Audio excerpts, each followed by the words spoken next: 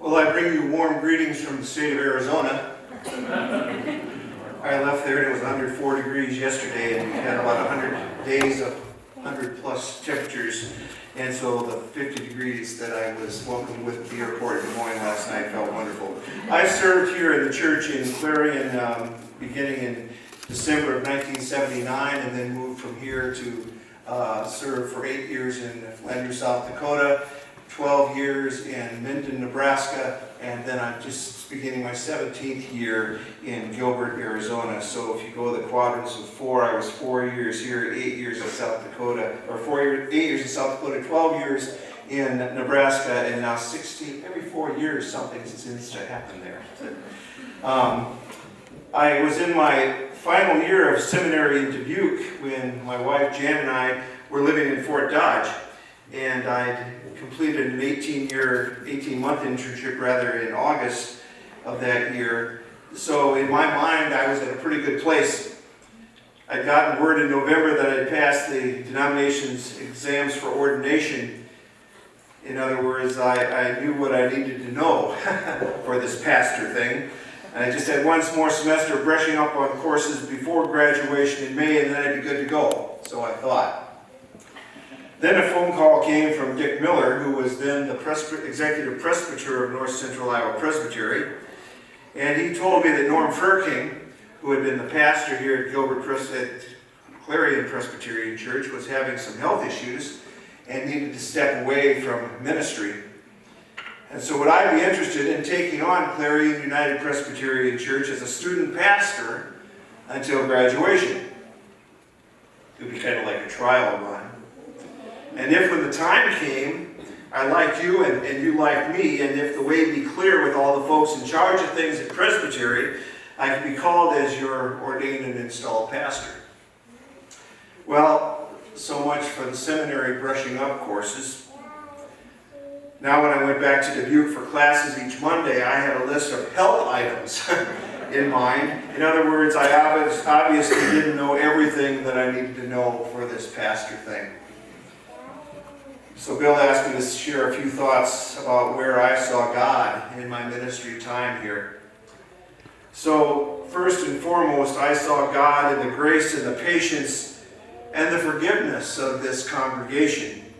It must have been painful to make a move from a seasoned, smooth pastor in the pulpit like Norm to a rookie who was awkward and anxious and often scared to death. One bit of guidance I did pick up from those months of seminary before graduation was from a preaching professor who said that if you came into the pulpit and your knees weren't shaking, you didn't have anything to say. Well, I must have had plenty to say, but the congregation hung in there through the pain, and I saw God in that. I saw God in people who loved to worship and who saw themselves as a family in worship. Even then, the congregation could be described as graying, but we had a good number of younger families and kids, enough to try new things and to experiment and to laugh. The Bossard and Callum boys were front and center almost every Sunday, and they graded my sermons by the numbers of jokes I had in each one and how many people actually laughed and saw the humor. And some Sundays it was a tough crowd. I saw God in the music of this church. Margaret Ebert directed the choir in the balcony, and Kitty McCool played the organ and the piano.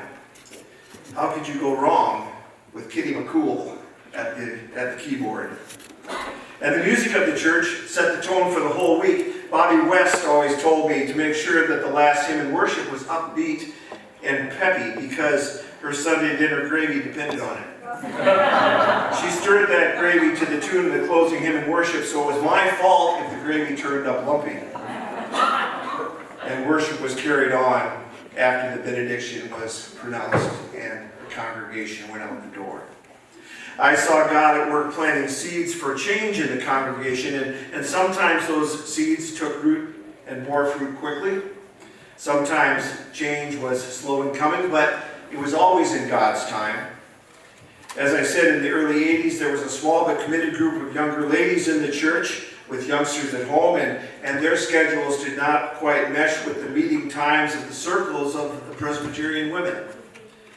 But the leadership of PW very much wanted to have a new generation participate, so a deal was struck to have this new generation take over as officers and bring about change as they saw fit, to restructure PW, if you will.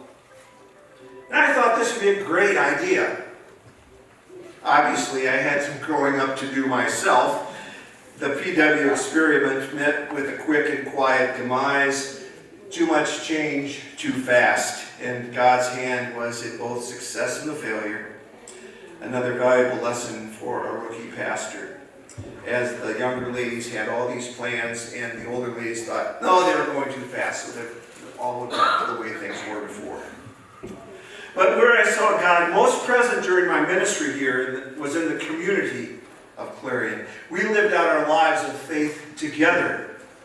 In my first summer here, I had the chance to see ecumenism lived out by flesh and blood believers, at least by Methodist, UCC, and Presbyterian believers. At that time, those three congregations had come up with a plan to cover pastoral care while the pastors were on vacation.